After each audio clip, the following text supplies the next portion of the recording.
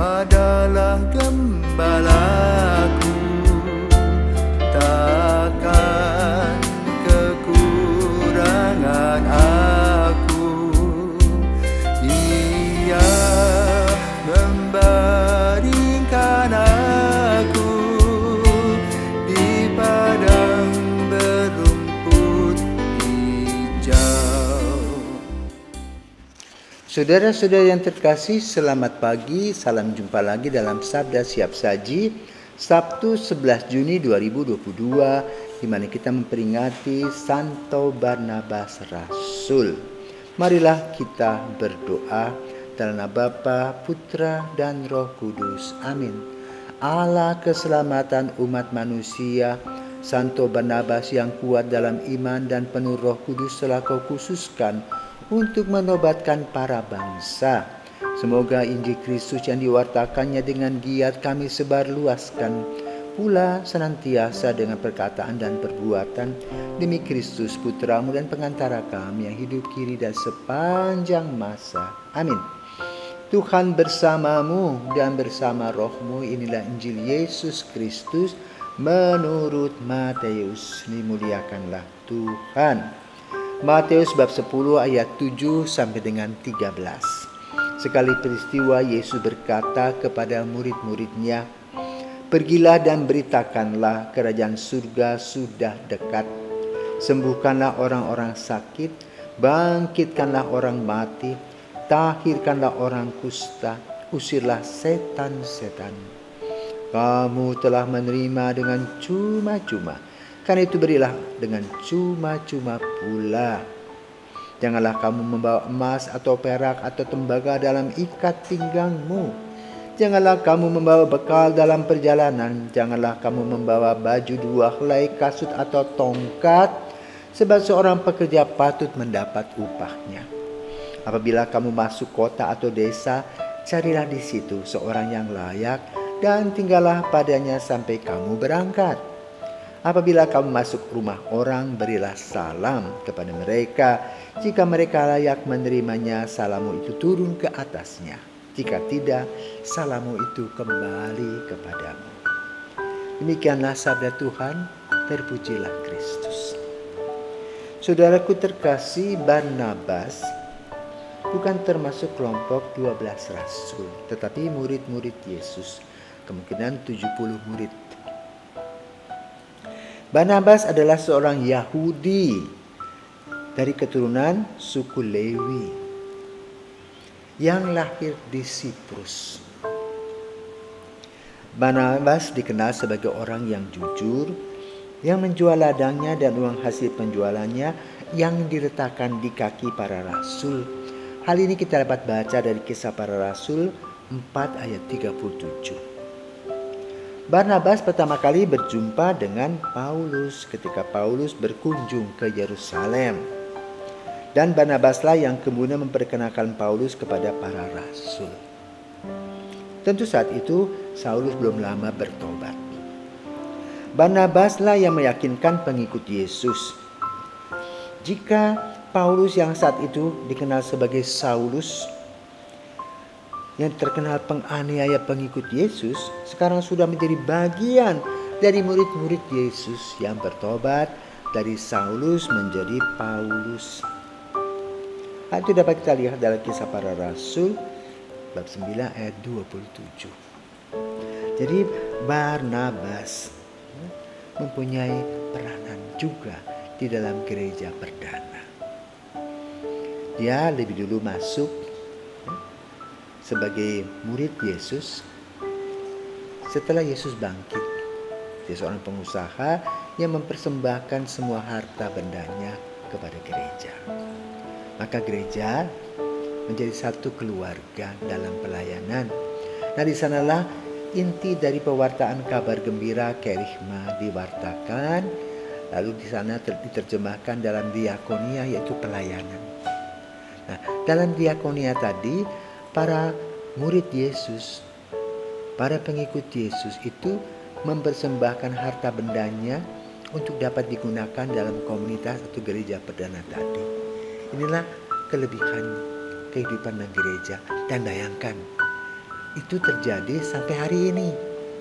Ya, maka berapa banyak kekayaan gereja? Kenapa? Yesus sendirilah yang sebetulnya memberikan kepada kita nafkah. Nah, bagaimana pelayanan Barnabas?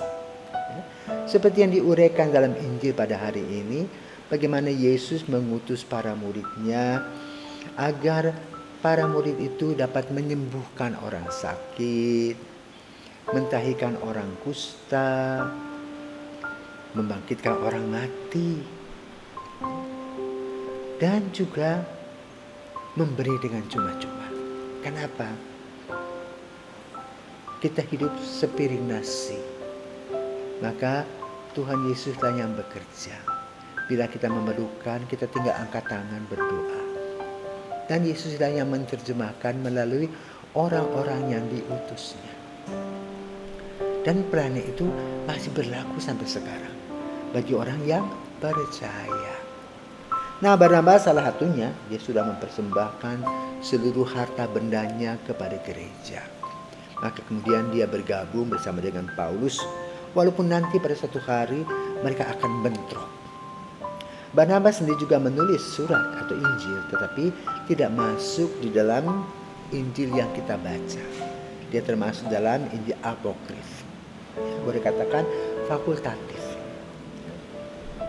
Barnabas diutus oleh Petrus ke Antioquia, di mana di Antioquia jangan lupa umat pertama disebut Kristen, pengikut Yesus.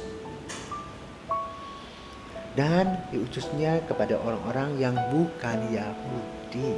Ya, siapa mereka? Antara lain orang-orang Yunani atau orang-orang blasteran. Kemudian Markus, yang awal namanya bernama Yohanes, ikut bergabung. Maka dalam Injil Markus disebutkan bagaimana buah dari pekabaran Injil Siprus adalah bertobatnya seorang gubernur, yaitu Sergius Paulus.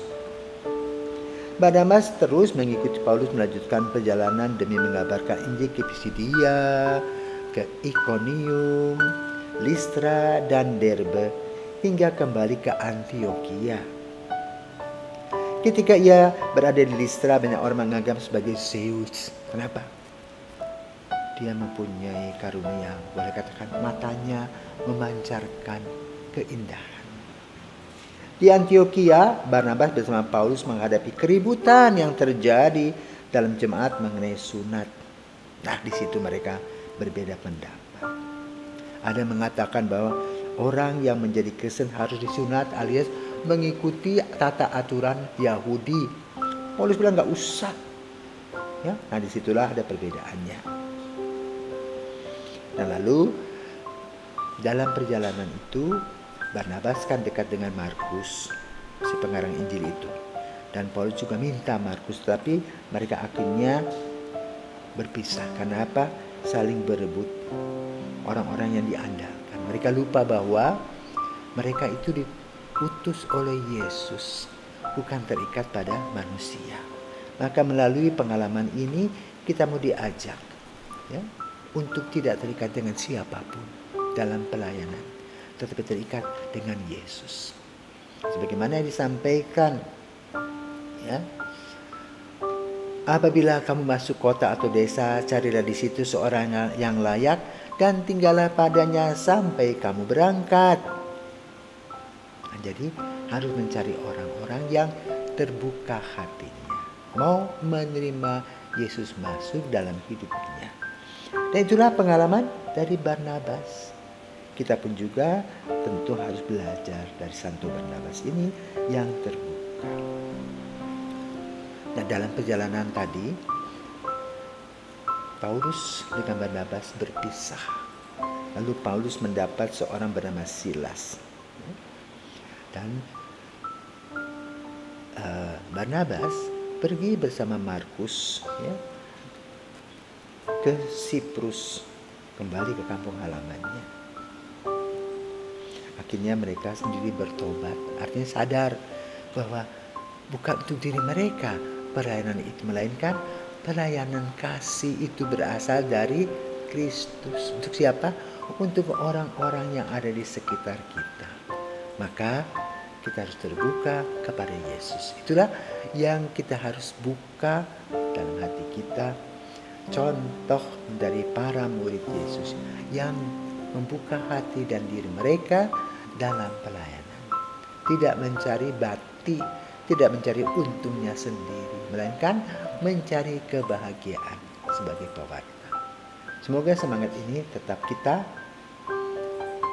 perjuangkan, sehingga boleh katakan kita menjadi rasul-rasul pada zaman modern ini, pada zaman milenial ini, dengan semangat yang satu dan sama seperti para rasul perdana. Tuhan memberkati. Santo Barnabas, doakanlah kami.